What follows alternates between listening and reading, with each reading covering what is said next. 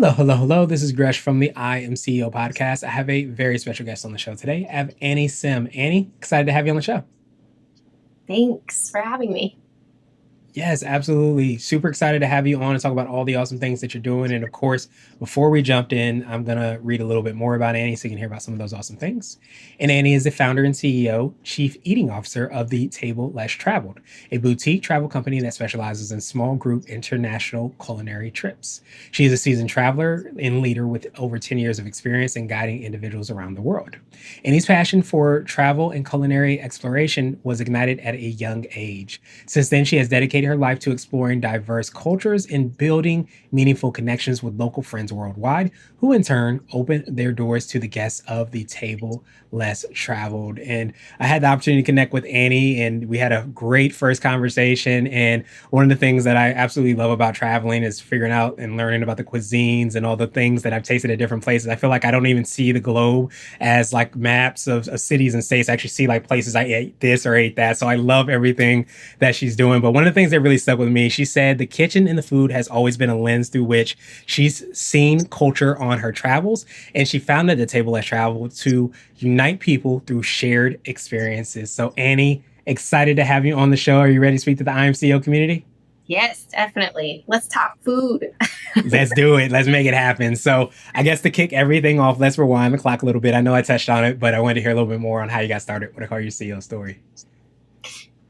I think we talked a little bit about this before, but I always see my entrepreneurial journey as this like heat seeking missile. I felt like I was lost for a long time. And somebody once told me, every move that you make, you may be moving side to side, but you're honing in on something, you're moving forward in a direction that you may not know about at that time. And so I think that all of my experiences really led me to founding the Table Less Traveled, partially from my personal passions and pursuits in travel, and partially from the background that I have in working in a lot of small family owned businesses and my parents who were entrepreneurs and my aunts and uncles. And so I think those kind of all planted the seeds of the risk factor, the willingness to try something that's outside the box, and then rooted in a passion of really trying to find where did I feel like I excelled? Where did I feel like I did something different than others that I could bring and share with the world in some way? Nice. I absolutely love that. I love that heat seeking missile kind of analogy because I think so many times you hear like when you're trying to have your coming of age or find the thing that really makes you who you are, it ends up being a lot like that where like, okay, I'm a little bit farther off, so let me reroute. And I love that just because we forget that all the experiences, sometimes the experiences that even our loved ones go through play a very pivotal role in what we decide to do and usually a lot of who we are. 100%. I mean, it's funny because when I look back on it now, I think about the fact that, oh, yeah, okay, I was working retail and I didn't really love it, but I learned so much in that experience. And did I ever think that that was going to translate to me owning a travel business? No, but now I can see how that adds value and how that experience, drives a different understanding than I otherwise would have had. So I think all of those experiences that people come with are valuable. Yeah, absolutely. And I don't know if you feel the same way. I almost feel like sometimes if we don't know who we are or what our passion is, what kind of sets our soul on fire, so to speak, sometimes when you're outside of what that is, that ends up being that magnet that draws you back to say, okay, I know I don't want to do that. And sometimes that's the best thing you can do to figure out who you are and what you want to do is doing what you don't like to do as much. I totally agree. One of the small businesses that I worked for, and it was actually just before I started the Table Less Travel, was my aunt and uncle's company. They own a telecom consultancy. And I loved the concept of helping people in their businesses and what we did in some ways. But I also hated what we were actually doing. And like, I loved the people that I worked with, but I didn't vibe in telecom. Like, it just wasn't my industry, but it taught me that, because at one point I was like, oh, well, maybe someday I will take over this business and I will run it for them. And it's like, oh, okay, you learned that maybe that's your aspiration to run a business, but you also Mhm. learned it's not this business. Yeah, absolutely. And it's so interesting that we sometimes just can kind of, I don't know if pigeonhole is the right word, but sometimes we see that, okay, like I really love this aspect, I have this vision, but we get attached to more of the how than the why. Like you're passionate about being entrepreneurial, doesn't necessarily have to be exactly in the same way as everybody else. That's where we get to kind of run our race and develop our own lane. Yeah. Awesome, awesome, awesome. So I wanted to drill down a little bit more here, a little bit more about your lane. Could you take us through exactly what you're doing with the table less traveled and how you're making that impact? Yes. So first and foremost, when I started the table less traveled, I had just gotten back. Well, not just, but one of those heat seeking missile left and right moments was that I spent 6 months doing an around the world trip after I left that job in telecom. And I Mm. spent the money that I had saved to buy a condo and like live this adult life. And I said, I need to find a little bit more of myself. I need to figure out exactly to your point what vibes with me and what doesn't. Mhm. And one of the ways that I made the experience more than just, oh, I'm going on vacation for 6 months was I was like, I want to journal about it. I want to have a blog. I always joke that like I'm pretty sure my mom was the only one who read it, but I wanted to have purpose. And to me, that purpose was, can I learn about myself through the lens of other people's cultures? And the way that I created that connection with people was asking them if I could stay with them, if I could, if they could teach me their family recipes and their kitchens, if I could eat with them. I feel like meals were always so significant for me when I had the opportunity to sit with somebody at a table because it's like it's Mm. just such a natural connection point that so much conversation happens. And I learned so much about other people's ways of life. And so when I started the table less traveled, a lot of it was around how do I bring those experiences that I had with the locals and those connections to other people. And I think, nowadays the word immersive is such a cliche but popular term in travel. I think it's true. I think there's this huge trend towards people wanting to have experiences where they can meet locals, where they can have a conversation, and where it doesn't feel like this regurgitated form of information that they're getting spewed out, if that makes sense. Like an audio while you're walking through a museum is not quite as impactful. And so, we and I should piggyback on that. That to me, what was always really meaningful was when I could share experiences with other people, because it Mm. created this foundation of memory that wasn't just my own in my head, but something that I had with somebody else. So when my cousin came and traveled with me and we got to eat at a table with locals and meet other people, it was like then we could draw back on that memory together. So the table as traveled was really founded on those principles and concepts of how do we leverage my friendships and my networks around the world to fast track relationships with people, and how do we create an environment where we can share these experiences with like valued individuals. So our group trips are international, usually 9 to 11 days, and we share in groups of 6 to 12 people, and then myself or somebody else on our team who has these relationships hosts every trip that we do. Um, so that's really one of the focuses that we do. But I think COVID, just to touch on this briefly, also took us Yeah. into a totally different realm. We started doing virtual cooking classes with the same Mm. individuals that we normally visit in those countries. And Mm. so our friends in Italy and Japan, Peru, all started teaching virtual cooking classes with us. And that led us down a very different path as well, because it created this new form of us being able to connect people across different cultures, learn in a different environment and format, and still have a lot of fun. Like it, Zoom has taken a whole different turn now, but I think the interactive nature and component of learning something with your hands and getting your hands dirty across Zoom still transcends the opportunity for a deeper connection. Yeah, I appreciate you so much in sharing that, especially the transformation that you all made and the kind of maybe innovation as well in terms of being able to kind of serve clients. And one of the things that kind of really stuck with me is that idea of experiences. And I think so many times when we go through things, we sometimes forget the journey, the stories, the things that we go through. We're looking from our vantage point often, and we see our perspective. But I think really to kind of have that full or maybe holistic experience is looking from different perspectives. So I even imagine like you looking and doing things from a Zoom perspective as well, you probably have those different experiences that you've gone through. You may have cooked this before and maybe never cooked it before in that specific way. So I just imagine all those things kind of coming together to create that overall experience and that memory that you carry with you in those you experience it with for a very long time. Yes. And I think one of the things that's interesting is when we talk about the way that we connect community and the way that we work together. Our partners in the countries that we go to are a critical part of that. When you talk about other perspectives, I also think about the impact that it has on them. They love to get to know other people, and that's their whole kind of purpose in working with us is they love to open their homes so that they get to meet travelers, they get to experience a different culture.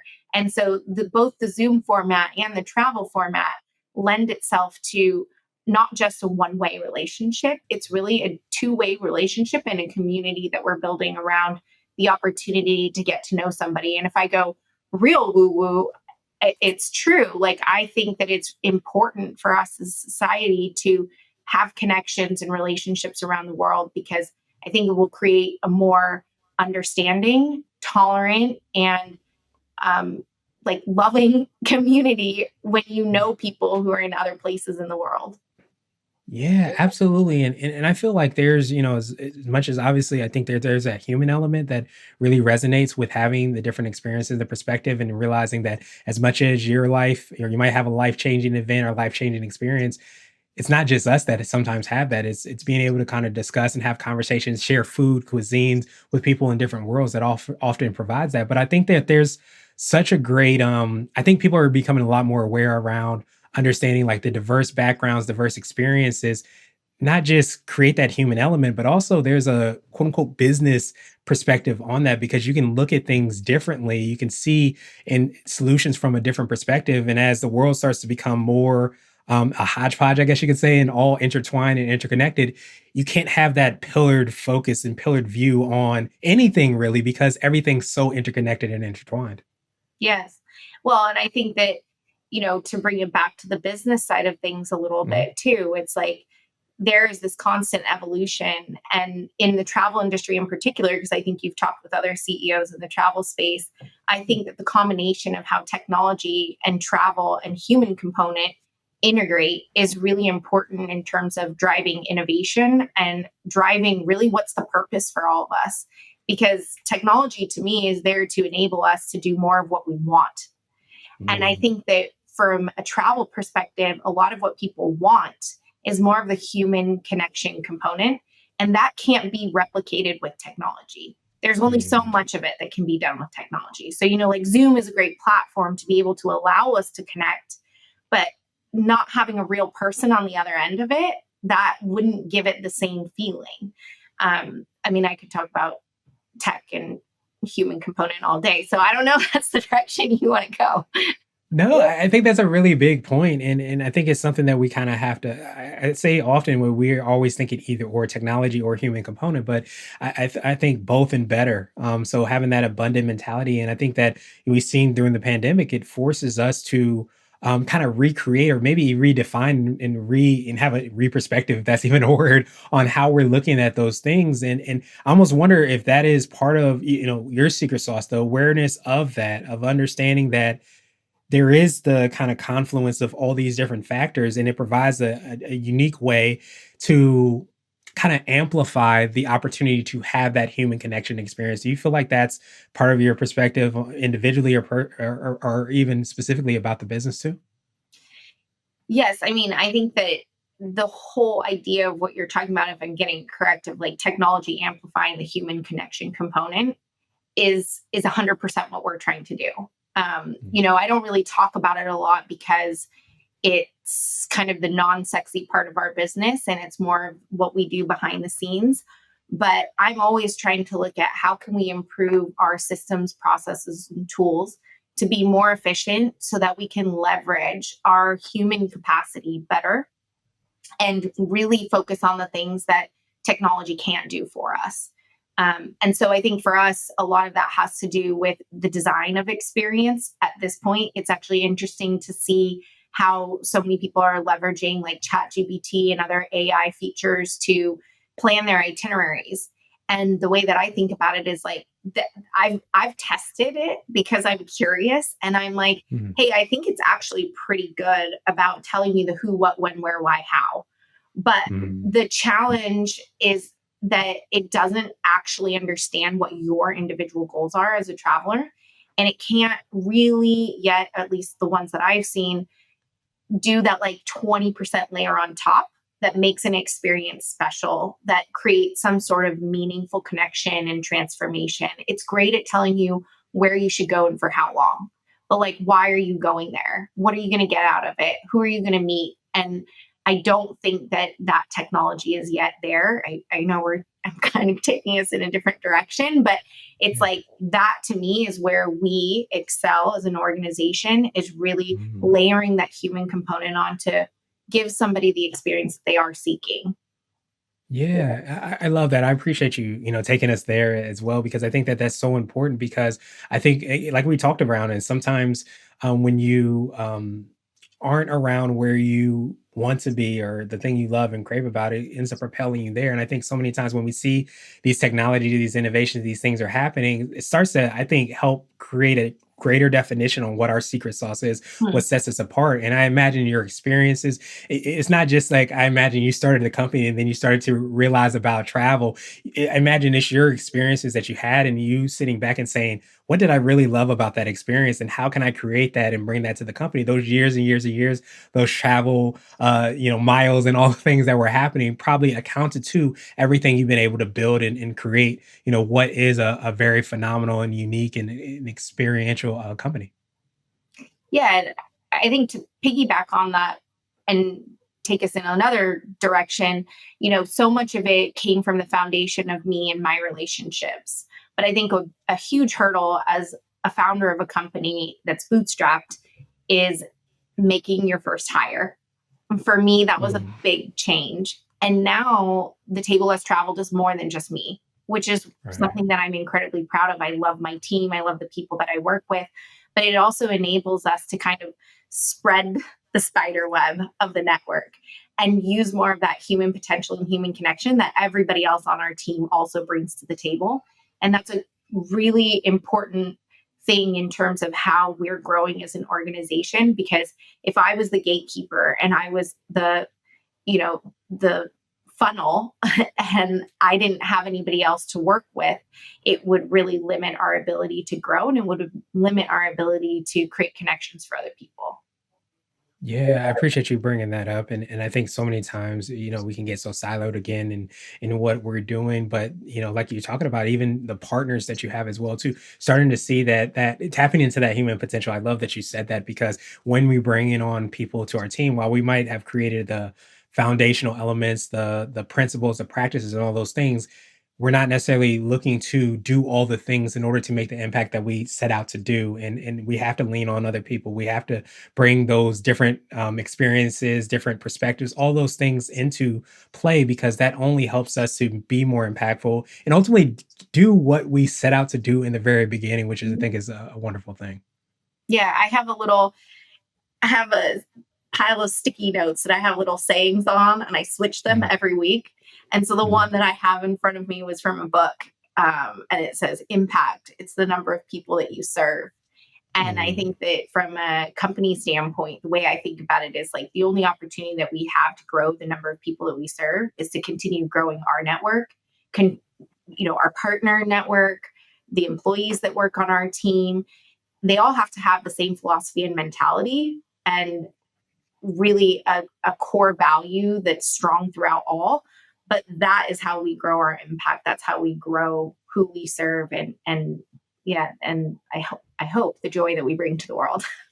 Yeah, absolutely. I think that, bringing it back to like your why and what you're Mhm. ultimately doing and that happiness and that joy is so huge. But I think the African proverb, in order to go farther, you go together rather than by yourself. We can so get caught up in like, I can do this, I can do that. But in reality, what can we do together and how can we get further, have that happiness, joy, and impactfulness, if that's a word, come together as a result of it. So absolutely appreciate that. So I wanted to switch gears a little bit and I wanted to ask you for what I call a CEO hack. So this could be like an app, a book, or even a habit that you have. But what's something that makes you more effective and efficient? Um, I thought long and hard about this one, and mine is actually a kind of like philosophy mentality. Have you ever heard of Alberto Savoia, who wrote the book The Right It? No, I have not.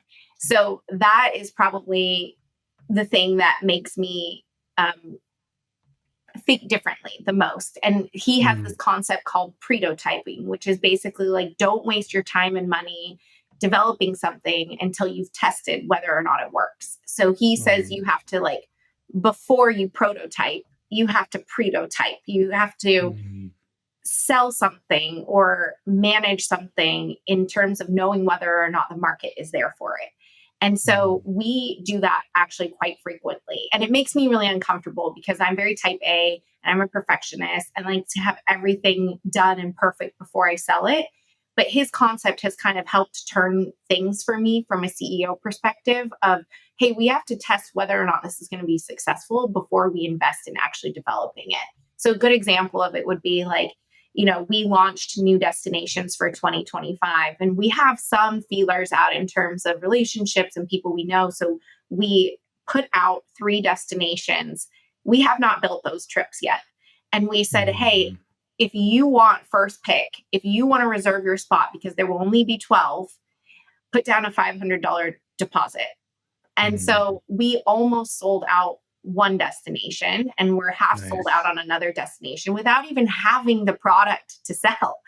And so to Right. me, that's really prototyping, which is kind of our hack in knowing before we invest in developing that product that somebody else is going to want it.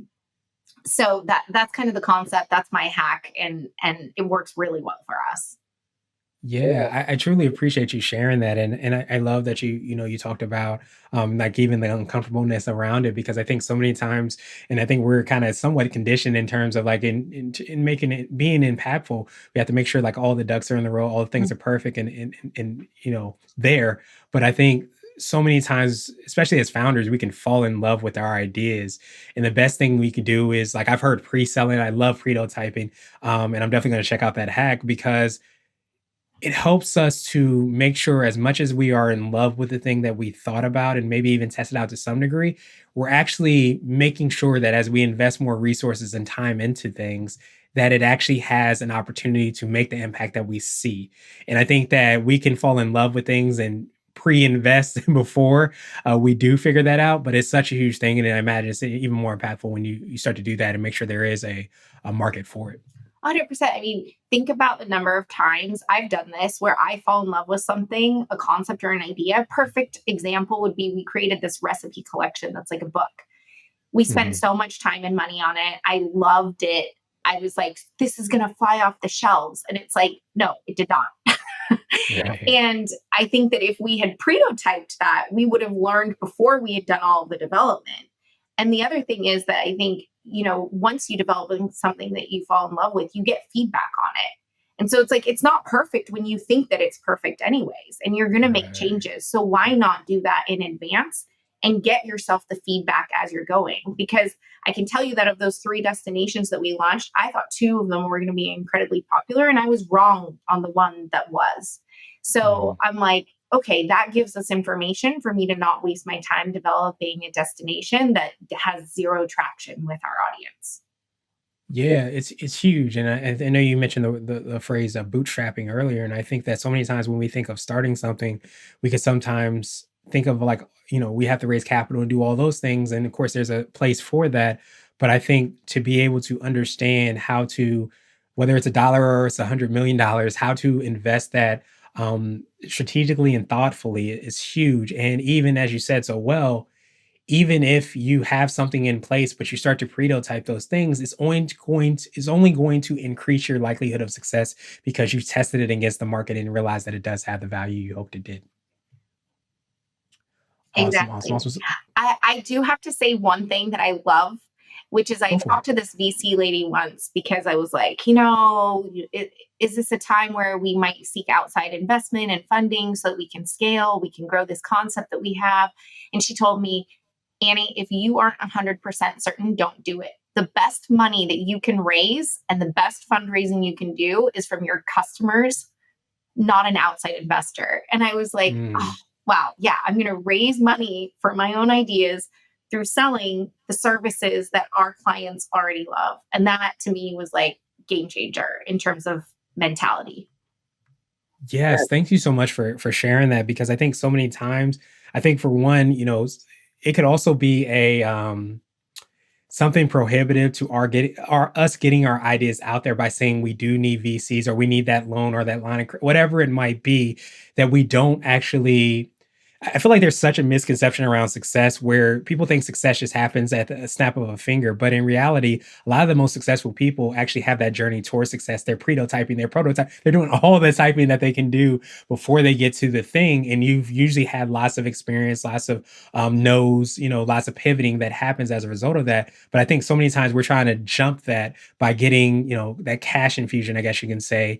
In reality, we are not creating and making the impact that we ultimately could make. Mm-hmm. I, I agree. Awesome, awesome, awesome. So, what would you consider to be a little bit more of what I call a CEO nugget? You might have already touched on this, but it's a word of wisdom or piece of advice, something you might tell your younger business self if you hopped into a time machine. I would probably say find your people. I mean, obviously, I'm somebody who's very driven by community and what we do in terms of what we deliver as a service. But I think equally important is finding your community as a CEO because it does get very lonely and it is really challenging. I think so much of entrepreneurship has to do with your mentality and there's so many roadblocks that are mental roadblocks and emotional roadblocks and you have to have perseverance to make it through challenges. um, and I always talk about it, you have to be in it for the long run. Like if you want to have a business that's successful in 1 year, it's just, I mean, some people get lucky, few and far between, but if you really want to have a business, you have to be in it. And I think that the one thing that's been most helpful for me is having community that I can talk to. I have my aunts and uncles. My husband, he loves to talk shop, even though he's not an entrepreneur. And then I think having like cohorts of entrepreneur groups, I'm a part of a female founders and hospitality group that I love. I used to be a part of EO's accelerator program. Like these groups help so much in being able to feel like you're not alone and having a support and accountability structure to help you move yourself forward. Yeah, absolutely. I often will say, like, to determine your community will determine your altitude, the environment that you're around, and who you're talking to, conversations that you're having. But I feel like you touched on something that I really think is huge because I think as you go through valleys, through business, and they definitely happen. Sometimes we can feel as if we're doing it wrong, or we're the first ones that have had that mistake or that experience, whatever it is that has happened, but it's usually that community and realizing that you're not by yourself. And that's actually part of the journey and what we kind of quote unquote signed up for. So I Mhm. think that's so powerful and I appreciate you sharing that. Awesome, awesome, awesome. So what would you consider to be your answer to my absolute favorite question, the definition of what it means to be a CEO? And our goal is to have different quote unquote CEOs on the show. So Annie, what does being a CEO mean to you? I think being a CEO means um, birthing something that you create Mm. and bringing value into the world, something that you share. Um, yeah. I love that, and I think so many times that, like we even talked about a little bit more of the foundational elements, the culture of our organizations, and while, just very much so, I love that word birthing because, and to some degree, you are not doing all the things, not controlling all the things, but you kind of I guess, create that atmosphere where those things can happen and you have a vision of like things that you want to see in the world, vision of, the impact that you want to make, the solutions that need to be created. And it starts to become a manifestation of that in a very real way. Yeah, it's interesting that you say the vision of it because that's one thing that, when you talk about mission, vision, values has always been really hard for me to define. And the Mm. other day I came up with something that I think is finally going to stick for us, which is we want to have one traveler, at least one traveler out in the world every day who has been touched by the table less traveled. And the Mm. reason for that is the impact component that you're talking about. And we believe that we help people have more meaningful experiences when they travel. Little bits of transformation that I call wrapped in this like fun, easy package.